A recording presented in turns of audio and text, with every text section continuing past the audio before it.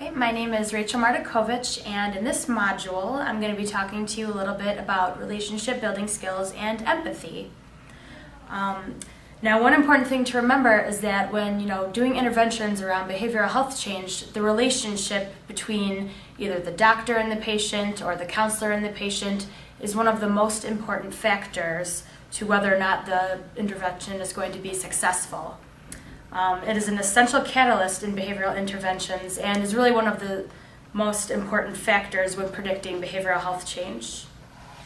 So some important things to remember is that empathy is a very necessary component when you're going to be working with these patients. It's always considered to be necessary to facilitate change, and there are some core conditions of empathy that I'm going to review with you just to give you more of an idea of how you should be interacting with these patients. One of the most important things is to really convey that you're understanding where the patient is coming from, and you're displaying an understanding of that patient's life experiences and of the way that they're thinking about the world and the way they think about themselves. You also want to be sure that you're being authentic when you're with the patients. You're not really in there just playing a role or being artificial, running through a bullet point of questions. You really want to be authentic and convey that you're really listening to them during these interactions. It's also very important to be non-judgmental and really accepting of what the patient is telling you. Again, you have to remember that they are the experts on their own lives, and it's really important to kind of come alongside with them and not judge them or not kind of scold them or blame them for things that haven't gone right in the past. You just really want to be accepting of where they're at and understand that they're the experts on their own lives.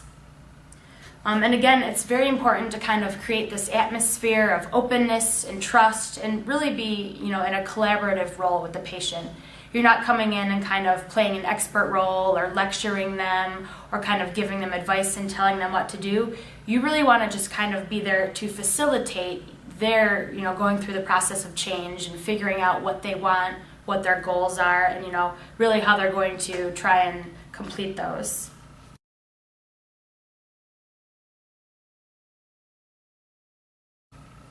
So, how do we develop empathy with patients?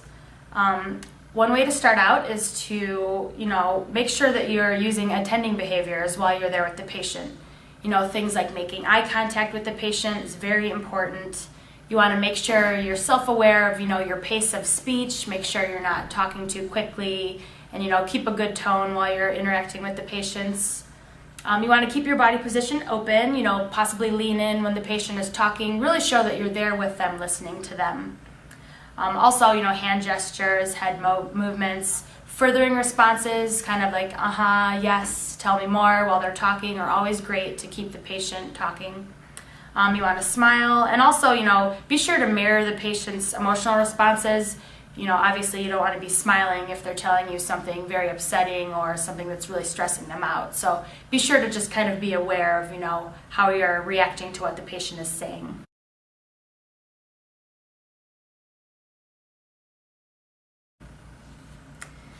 And, talking more about creating empathy, some ways that you can kind of work on that is using relationship building and communication skills. So I'll go over 3 skills with you that you can use while you're interacting with the patients that will really help you to, build this relationship and further develop, what's going on in the interaction. The first skill I will review is a simple reflection. Now this is just basically restating what the patient has said in your own words.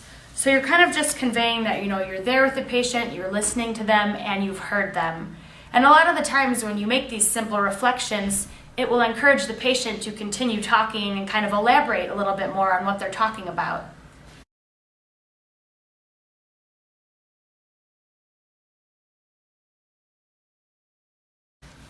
Another type of reflection, which is the second communication skill we're going to review, is a complex reflection.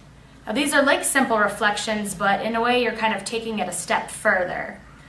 These are statements that are reflecting back almost your own interpretation of what the patient's underlying emotions, values, or beliefs are. So you're kind of adding a little bit of meaning to the reflection. An example of this would be, if a patient says to you something like, I've been really trying to lose weight, but, I come home, I'm stressed out, I have a million things to do. I have to take care of the kids, try and make meals for everyone, get them to do their homework, and it's just really been a lot for me to handle.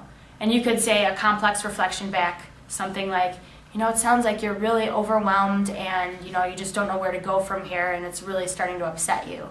So you're kind of, conveying that you listened to what the patient said, but you're also kind of adding in a reflection on what the patient meant and what their, core emotions are in that statement.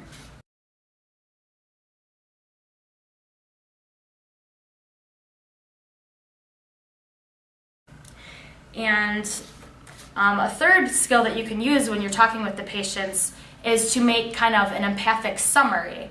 So, after you've been talking with the patient for a few minutes and the patient's been telling you things, it's really great to kind of just wrap up, all the things the patient has been saying and kind of present it back to them, just to kind of give them a picture of, what you've been talking about and kind of, where you're at.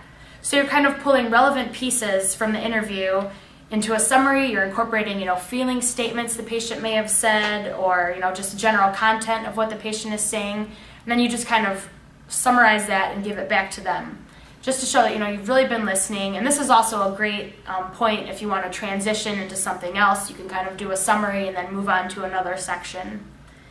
And again, using reflective listening is just really helpful because, when you reflect back something that a patient is saying, that gives them a chance to kind of, create a little bit more insight about what they really meant and kind of self-reflect and maybe, develop that thought a little further.